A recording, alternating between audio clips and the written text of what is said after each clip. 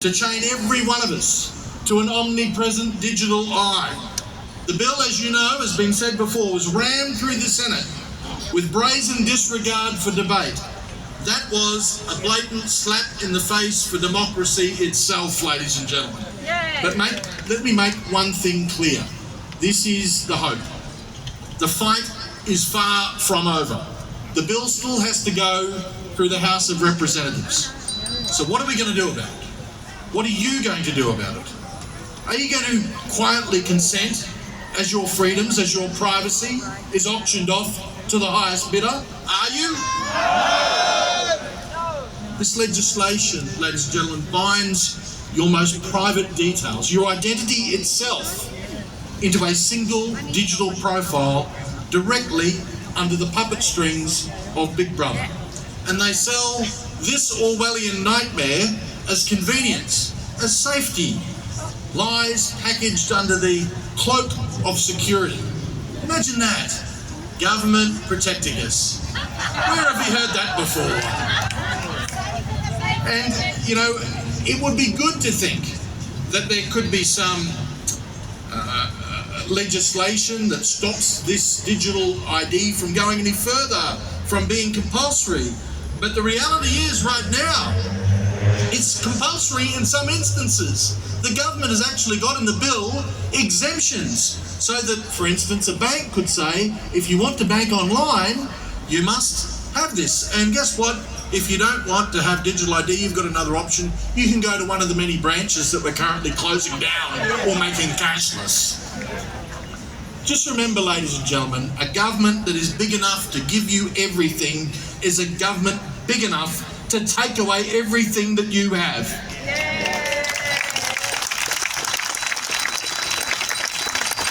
What safety is there in a world where every facet of your identity can be accessed not just by government, but by shadowy figures with motives as dark as the data mines that they operate from?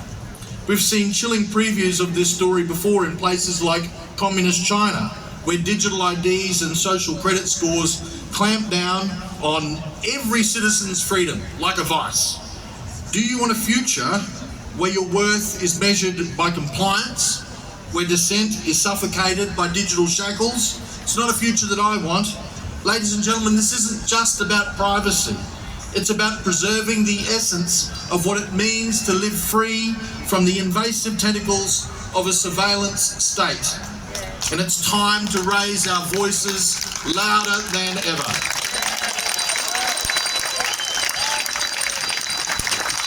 Here's one thing you can do right now if you haven't done it. Go to the One Nation website, sign the petition opposing this terrible and tyrannical bill. Get on there and do it. But don't stop there. I mentioned Citizen Go before, the organisation that I represent. It's an organisation that defends life, family and, importantly, liberty here in Australia. Join us as we mobilise against this digital ID bill. Join us as we battle against the government agenda that seeks to normalise control, that seeks to extinguish liberty. I want to ask each and every one of you today, are you going to stand idle? Or will you fight back? Yes!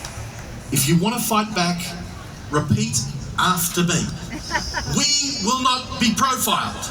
We will not be profiled. We will not be tracked. We will not be tracked. And we will not be silenced. And we will not be silenced. Together, we need to send that thunderous message to those who dare to dream of controlling us. We are Australians, not digital codes to be scanned, sorted and tracked. So thank you, brave Australians. Together, we are going to defend our liberty. Together, we're going to ensure that this country remains a land of the free, not the land of the monitored. Stand strong, stand defiant, and let freedom ring across the great nation. Now, I just want to say a few more things. We really, really cannot be apathetic about this. It's often in the Australian trait, she'll be right, mate. In this instance, she's not right at all. She's been buggered for a long time.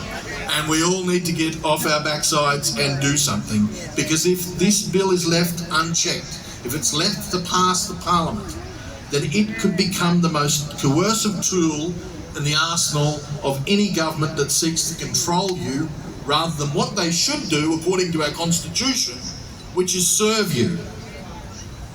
Not by your choice, but by mandate. Imagine a world where every move, every transaction, every login is monitored, recorded. It's not progress, ladies and gentlemen, that's madness. That is madness. And the proponents of the digital ID bill, they sell it as a pathway to modernisation, as a solution to bureaucratic inefficiency. But you've got to ask yourself, at what cost? At what cost? Efficiency at the expense of freedom? Well, that's just tyranny by another name. We've got to look beyond the surface, and this is where we can communicate to our friends, our family members, and our neighbours, workmates who aren't awake to this yet. Efficiency at the expense of freedom is simply tyranny by another name. Question the narratives that are being sold to you. Demand transparency and accountability from those in power. The digital ID system is built as a tool for convenience. It's a way to streamline government services, they say. But that's a double-edged sword. With every swipe, click, with every entry, you're voluntarily handing over the keys to your privacy, allowing the government, and then it's going to be big corporations, government and big corporations. When they were joined together back in World War II, we called it fascism. Government and big corporations, and indeed, any hacker that's savvy enough to break the digital vaults, they will gain a peek into your most intimate details of your lives. So we can't let others be blinded by the digital dazzle. Countries around the world with similar systems that have been implemented now grapple with monsters that they've unwittingly unleashed on their populace. From surveillance to social control, the implications are far-reaching and they're frightening. Is that the kind of legacy that we want to leave for our children and for our grandchildren? But we're already seeing the stirrings of resistance here, all around Australia today and right across the globe.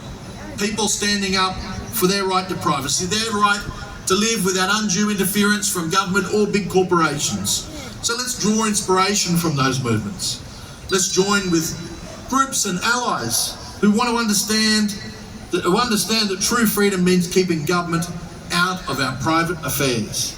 And I urge you today, as Australians, to take a stand, to sign the petitions, absolutely, to engage with organisations, absolutely. But I've got to tell you, it's got to go much, much further. In the spirit of those who fought at Eureka, in the spirit of the Anzacs, let us pledge that we're not going to lay down our freedoms. We will not be digitally branded cattle, herded by government whim. Let's rally together. Let's shout from the rooftops. Practically, let's flood the mailbox of every politician who represents you, or is supposed to represent you. Get on the phone on Tuesday. Call your local MP. Call your senator. Ask for a meeting. As a former politician, I guess I'm one again now, I'm in local government, but recovering federal politician, I can say, I can tell you, nothing makes a politician's knees knock like a voter demanding a meeting. Demand the meeting. Look them in the eyeball. Tell them. If it's Labor, you're going to vote against them if they vote for digital ID. If it's Liberal or National, tell them. I'm going to vote against you if you don't repeal digital ID if it comes in. Simple. We got to confront this overreach with the ferocity of our forefathers, who would not tolerate tyranny in any form. It's not just a fight for privacy, ladies and gentlemen, it's a fight for the soul of the nation.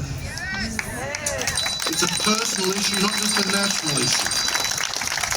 Each individual's decision to resist this bill sends a powerful message about the values that we all cherish. It's about preserving individual autonomy and resisting the urge to conform to convenience at the expense of freedom. So let's not falter in our resolve. We will not trade liberty for chains, even when they're digital. We will oppose, we will fight, and we're going to prevail. The history of this nation is one that is rich with resistance, rich with resilience. And let's hope, let's make it another chapter where Australians stood strong against government overreach and preserved the rights and the freedoms for future generations. Stand for freedom, ladies and gentlemen. Let's ensure that the future is one of liberty, not digital oppression. Thank you very much, one and all, for your courage and your conviction and your commitment. Together, we can be unstoppable. Thank you very much.